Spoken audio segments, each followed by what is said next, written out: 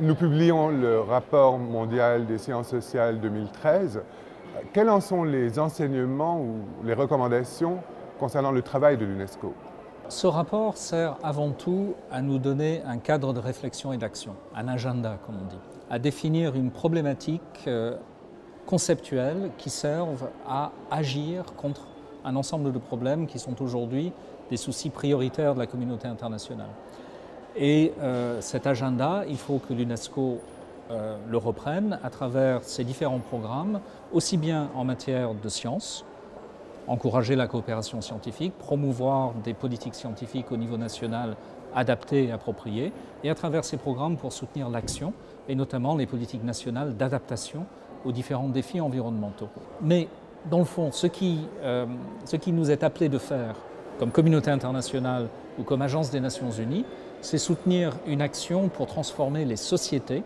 les pratiques, les institutions, les valeurs, les croyances, afin de les rendre plus durables. Est-ce qu'on peut espérer, est-ce qu'on a des raisons d'espérer que la communauté internationale est prête à écouter les recommandations du rapport? Je crois qu'il y a des signes encourageants. Depuis 20 ans qu'on cherche, par exemple, toujours dans ce domaine, un accord global de restriction concertée des émissions de gaz à effet de serre et qu'on n'y arrive pas, je crois que la communauté internationale, notamment sous la pression des scientifiques, des ONG et d'un certain nombre d'États, y compris à travers leur politique nationale, commence peu à peu à se rendre compte que cette vision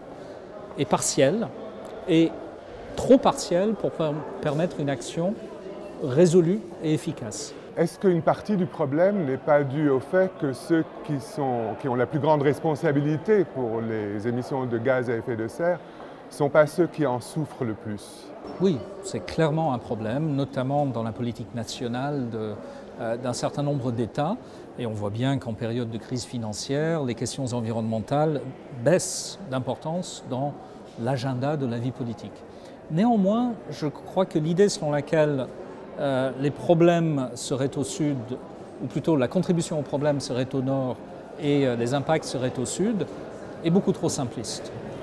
D'une part, bien sûr, parce que les pays émergents contribuent d'une manière significative aux émissions de gaz à effet de serre et aux autres aspects du problème. Mais aussi et surtout parce que la vulnérabilité existe également dans les pays les mieux dotés en ressources, qui ont peut-être davantage que les pays en développement les moyens de financer des actions d'adaptation, mais qui néanmoins prennent conscience du fait que les transformations des précipitations vont impacter leur productivité agricole, que les changements de température vont poser des problèmes de santé publique, notamment dans les villes, que les transformations des écosystèmes vont affaiblir leur résilience et leur durabilité et peut-être mettre à mal toute une série de secteurs de l'économie qui dépendent de la vitalité de ces infrastructures. Et du coup, même dans les pays les mieux dotés en ressources, la question de l'impact national et des réponses nationales à cet impact, je crois, commence à se poser.